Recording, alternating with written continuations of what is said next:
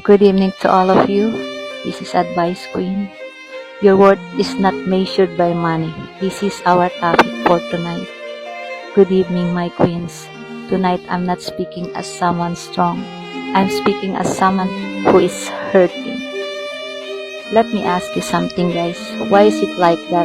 Why is it that when you don't have money, people seem to look down on you? Why is it that when you ask someone for a favor, their respect for you suddenly feels smaller? Is it normal to feel small? Is it normal to feel down? Because if it is, I want you to know you are not alone.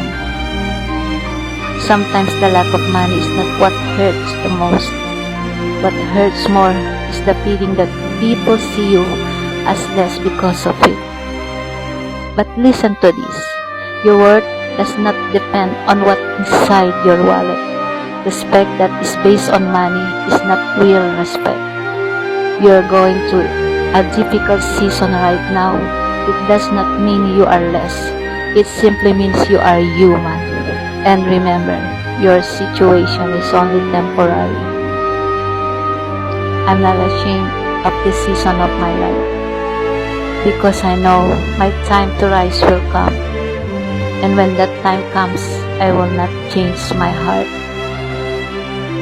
Right now, my money may be lacking, but my dignity is not, my heart is not, and my worth will never be lacking.